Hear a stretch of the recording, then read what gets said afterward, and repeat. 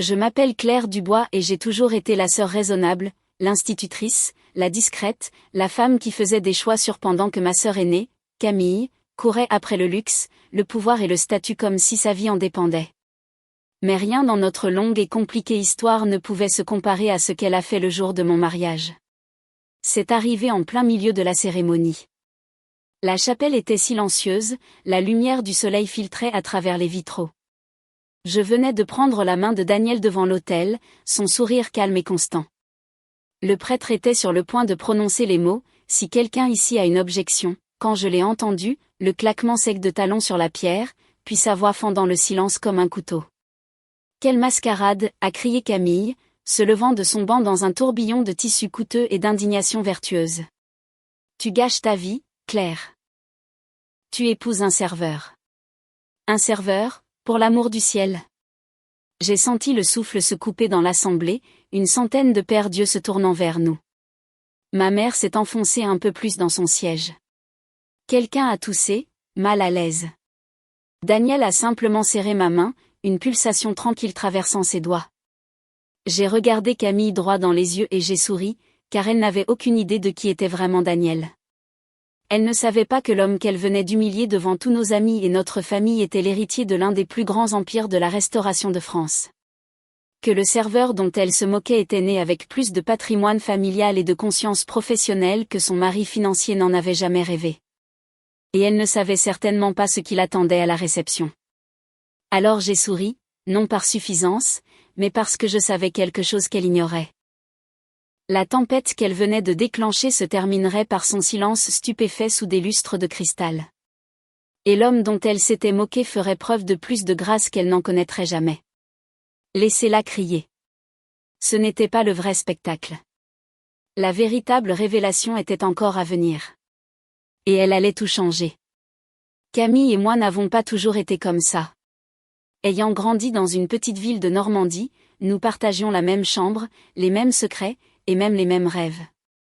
Mais quelque part en chemin, peut-être quand elle a été admise à HEC Paris et que je suis restée plus près de la maison pour étudier les lettres à la Sorbonne, nos chemins ont commencé à diverger.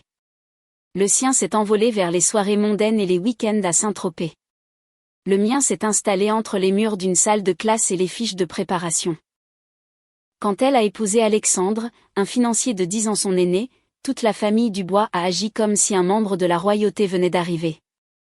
Je me souviens encore de mon père murmurant « Elle a réussi. Elle s'en est sortie. » Et moi, j'étais là, dans un coin, jeune diplômée en lettres avec un prêt étudiant et un poste d'enseignante avec un salaire à peine supérieur au SMIC en perspective. C'était le début. Le moment où Camille a commencé à me regarder comme si j'étais un cas social avec des chaussures pratiques. Au fil des ans, ses jugements sont devenus plus acérés. Chaque fois que nous nous voyions, il y avait des commentaires enveloppés de soie, toujours avec cette vieille Clio. Ou encore, j'admire la façon dont tu vis si simplement.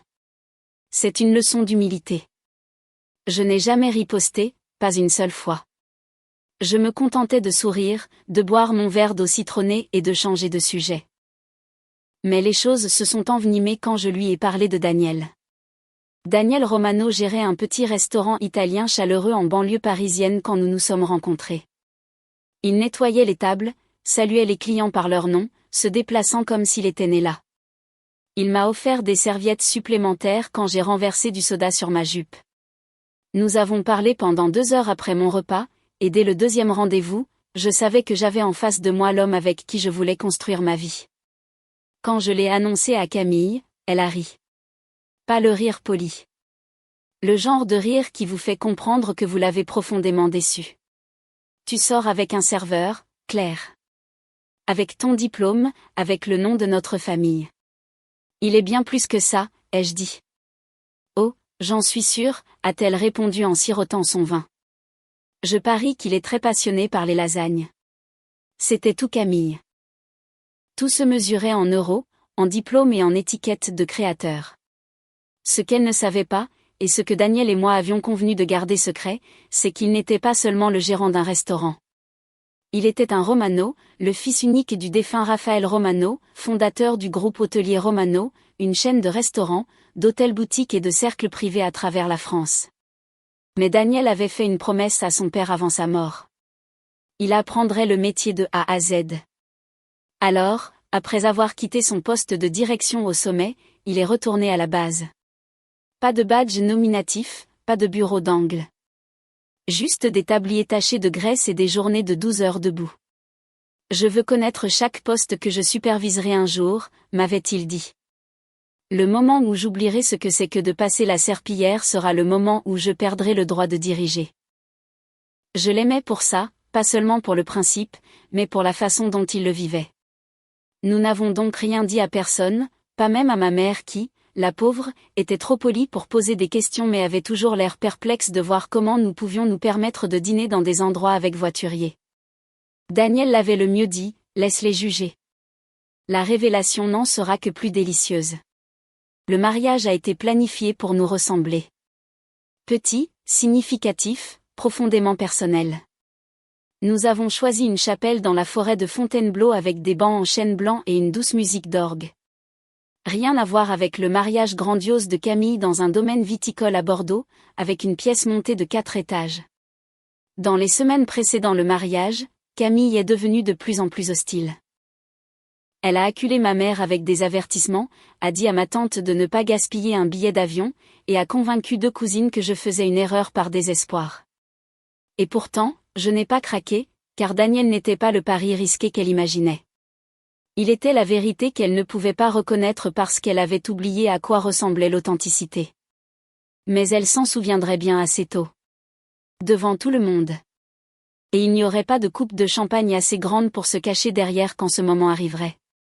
Le matin de notre mariage était calme et frais. L'air de début octobre était juste assez froid pour que tout semble clair et vivant. La chapelle, nichée entre de grands pins, ressemblait à une peinture, ses pierres usées et ses poutres en bois enveloppées dans une douce lumière du soleil. Dans la suite de la mariée, je suis restée immobile pendant que ma mère ajustait mon voile avec des mains qui tremblaient plus d'émotion que d'âge. « Tu es magnifique », a-t-elle murmuré en glissant une mèche derrière mon oreille. Et prête, ai-je souri, plus reconnaissante que je ne pourrais le dire. Les mois qui avaient précédé ce jour avaient été un tourbillon de critiques murmurées, de réponses à l'invitation peu enthousiastes et d'une tension si épaisse qu'elle me donnait mal aux épaules. Mais aujourd'hui, rien de tout cela n'avait d'importance. J'épousais Daniel, l'homme qui m'apportait du thé quand j'avais des migraines, qui lisait de la poésie avec moi les dimanches pluvieux, qui savait exactement quand se taire et quand parler. Je pensais que nous avions enfin surmonté le plus dur, jusqu'à ce que les portes de la chapelle s'ouvrent brusquement. C'était au milieu de la cérémonie. Daniel et moi venions d'échanger nos vœux, nos mains fermement jointes, lorsque le prêtre s'est tourné vers l'assemblée avec la phrase traditionnelle « Si quelqu'un ici s'oppose à cette union, qu'il parle maintenant ou se taise à jamais ». Il y eut un souffle, un moment de silence. Et puis, clic, clic, clic. Le son de talons hauts, inimitable, calculé. Camille se leva de son siège avec l'aisance d'une femme montant sur une scène qu'elle croyait lui appartenir. « C'est de la folie », annonça-t-elle, sa voix résonnant dans la chapelle comme une sirène. « Claire, tu fais une erreur. Tu gâches ta vie. » Le prêtre se figea. Des murmures parcoururent les bancs. La main de Daniel ne bougea pas dans la mienne, mais je sentis la tension se resserrer dans ses doigts. La robe de Camille était d'une soie bleu marine profond, taillée à la perfection, et son rouge à lèvres était impeccable. Son expression était celle d'une indignation contrôlée, le genre qui montrait clairement qu'elle avait répété cette scène. « Tu épouses un serveur, Claire », lança-t-elle. « As-tu complètement perdu la tête ? Tu es sortie première de ta promotion. Tu avais des options, et maintenant ça. » Je la regardai, imperturbable. Mon père essaya de la faire taire depuis le premier rang. « Camille, ça suffit. » Mais elle continua d'avancer, ses talons résonnant comme un jugement sur l'allée de pierre. « Ne viens pas pleurer chez moi quand tu seras coincé à découper des bons de réduction dans une studette au-dessus d'une pizzeria. » Je n'ai pas répondu. Daniel non plus. Il m'a simplement jeté un regard avec ce même calme patient, ses yeux brillants d'une sorte de malice que moi seul pouvais reconnaître. On lui dit, mima-t-il avec espièglerie. J'ai fait un minuscule signe de tête négatif. Pas encore. Camille leva les mains au ciel de dégoût et tourna les talons, sortant de la chapelle comme une reine en exil. Sa sortie fut ponctuée par le grincement des portes en chaîne derrière elle et un silence si épais qu'on pouvait entendre la respiration de chaque personne dans la pièce. Le prêtre s'éclaircit la gorge. « Pouvons-nous continuer ?» Je me suis tournée vers Daniel, ma voix calme, inébranlable. « Oui, s'il vous plaît, ai-je dit. » Le reste de la cérémonie se déroula comme quelque chose de sacré. L'air semblait plus léger sans la présence de Camille. Nos vœux s'ancrèrent plus profondément. Les applaudissements parurent plus chaleureux. Et lorsque nous avons remonté l'allée, main dans la main, il y avait quelque chose d'électrique dans l'air, comme si tout le monde savait qu'il venait d'assister au premier acte de quelque chose de bien plus dramatique que prévu. Dehors, le ciel s'était éclairci. Nos invités nous ont jeté de la lavande séchée en souriant avec soulagement. Daniel m'a aidé à monter dans une élégante Rolls-Royce vintage qui s'était arrêtée près des marches de la chapelle. Le cuir sentait le riche et l'usé, et le moteur ronronnait doucement sous nous. Belle location, l'ai-je taquiné. Il a souri. De ma collection personnelle. J'ai ri en posant ma tête sur son épaule. Tu penses qu'elle viendra? Oh, elle viendra, a-t-il dit avec certitude. Camille ne manquerait pour rien au monde une occasion de critiquer nos centres de table et de renifler le buffet des desserts. Elle pense probablement que nous servons des cupcakes et du vin en cubis. J'ai regardé par la fenêtre les arbres qui défilaient, les couleurs de la forêt flamboyantes comme un incendie. Elle n'a aucune idée de ce qui l'attend. Daniel m'a embrassé sur la tempe. Elle le saura bientôt. Et sur ce, nous sommes partis vers le deuxième acte, où la vérité, comme le meilleur des vins, attendait patiemment d'être débouchée. Le grand réserve Romano se dressait au sommet d'une colline tranquille, sa façade en pierre calcaire brillant d'un éclat doré sous le soleil de fin d'après-midi. La plupart des Parisiens connaissaient le nom. Peu y étaient jamais entrés. Ce n'était pas le genre d'endroit que l'on réserve sur Internet. C'était sur invitation seulement, si vous aviez de la chance. Et cet après-midi-là, il était fermé au public, réservé entièrement à notre réception de mariage. Alors que notre voiture s'arrêtait devant l'entrée, je pouvais voir les invités sortir des navettes, leurs visages passant de la surprise à l'incrédulité. J'ai entendu quelqu'un derrière nous murmurer « Attendez, c'est le grand réserve ? Comment ont-ils fait pour avoir ça ?» Daniel m'a aidé à sortir de la voiture, ses mains fermes dans mon dos. Il arborait le même sourire calme que toujours, mais je le connaissais mieux. Ses yeux dansaient d'anticipation. Il avait attendu ce moment pendant des années, non pas pour se vanter, mais pour révéler qui il était vraiment. Pas seulement à ma famille, mais à tous ceux qui avaient un jour sous-estimé ce que l'humilité pouvait cacher. Les portiers se sont inclinés et ont ouvert les immenses portes vitrées. À l'intérieur, l'air était frais, parfumé de romarin et d'agrumes. Des lustres en cristal scintillaient au-dessus de nos têtes, se reflétant sur les sols en marbre. Des serveurs en gants blancs se déplaçaient silencieusement entre les invités, portant des flûtes de champagne et des amuse-bouches dressées comme des œuvres d'art. L'effet fut immédiat.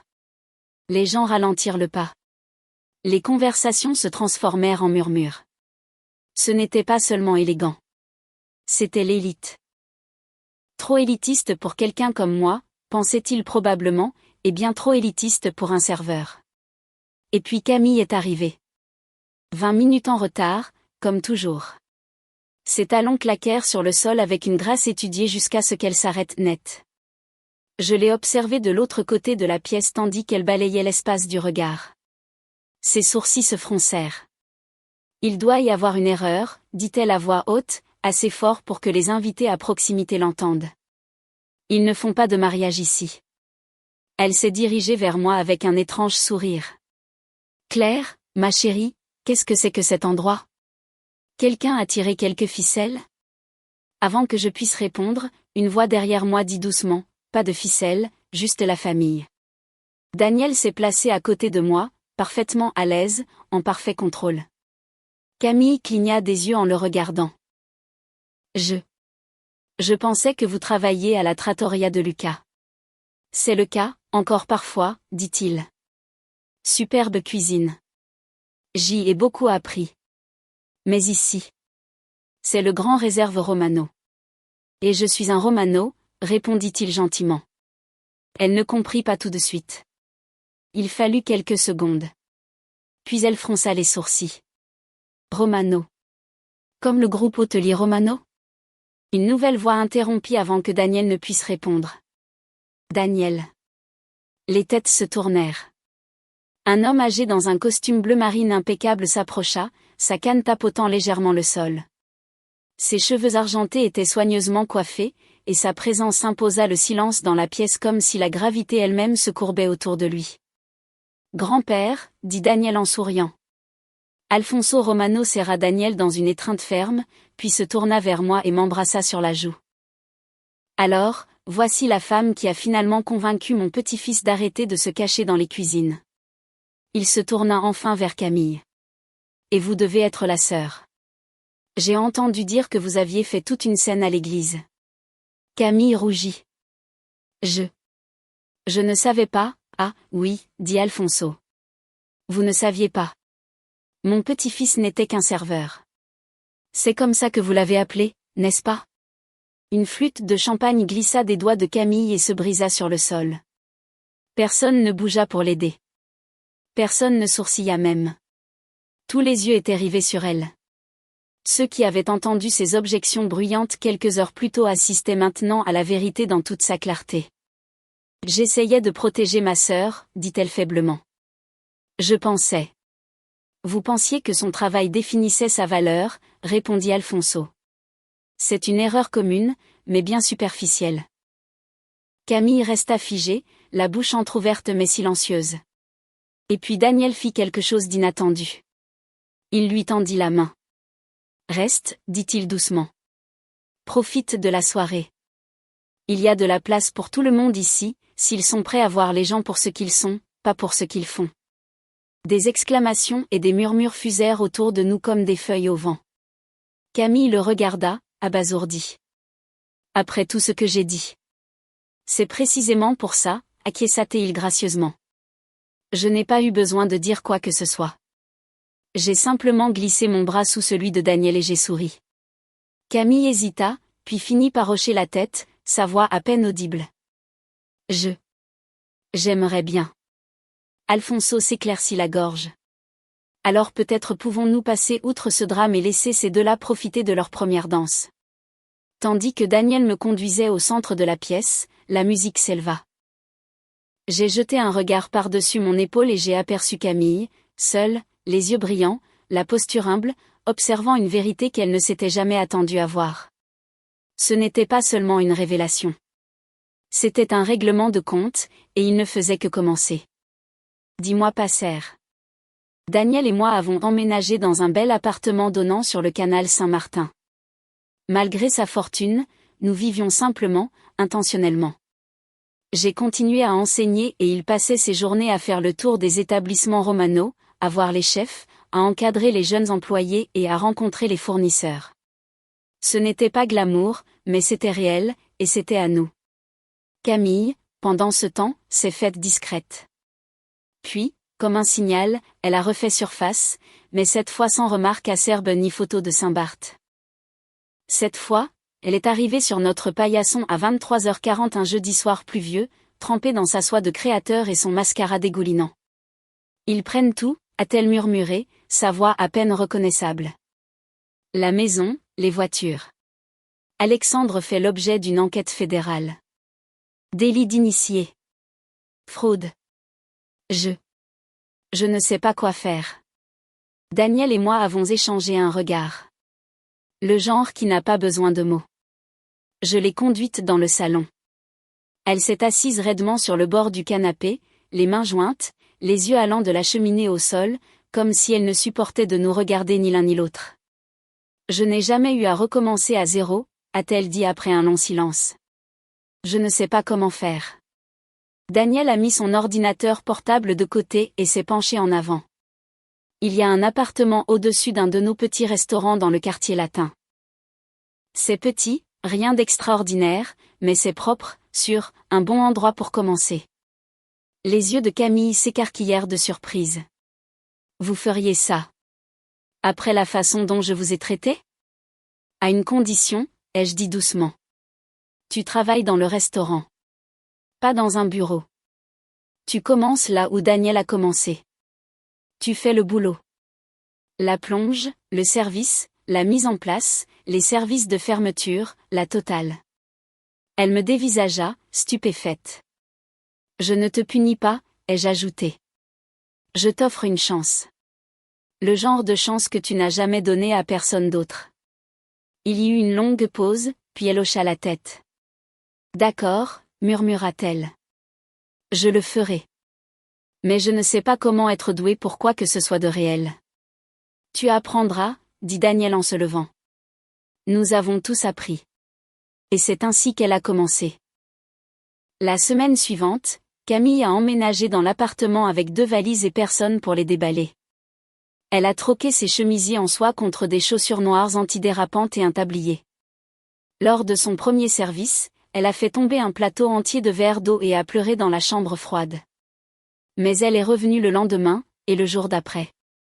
L'humilité n'est pas quelque chose que l'on peut simuler. On la gagne à la sueur, dans le silence et avec les mains écorchées. Et pour la première fois, Camille gagnait la sienne.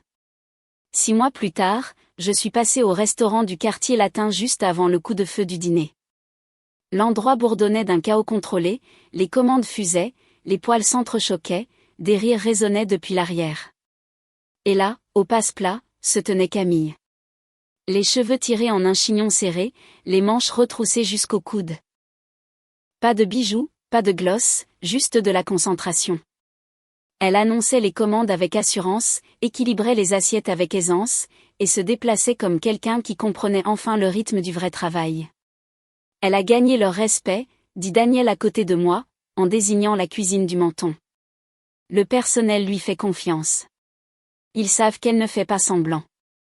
Après son service, nous l'avons fait asseoir à une table tranquille dans un coin. Que dirais-tu de gérer cet endroit, demanda Daniel nonchalamment. Camille se figea, les yeux écarquillés. Moi? Vous me feriez confiance pour ça? Tu l'as mérité, ai-je dit. Tu es venu chaque jour. Pas une seule fois tu n'as joué la victime. Tu as appris tout le fonctionnement de l'intérieur.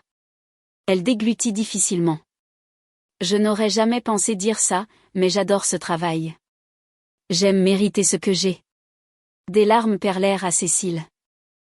Avant, je croyais que la réussite, c'était d'être admirée, murmura-t-elle. Maintenant, je sais que c'est d'être respecté pour qui l'on est, pas pour ce que l'on porte. Lors de la réunion de famille suivante, elle portait son uniforme romano comme une armure. Pas pour impressionner, mais pour se tenir droite. Et cette fois, personne n'a ri, car elle n'était plus une caricature. Elle était la preuve que les gens pouvaient changer, s'ils étaient prêts à se salir les mains et à ouvrir leur cœur. Et c'était là la plus belle des réussites.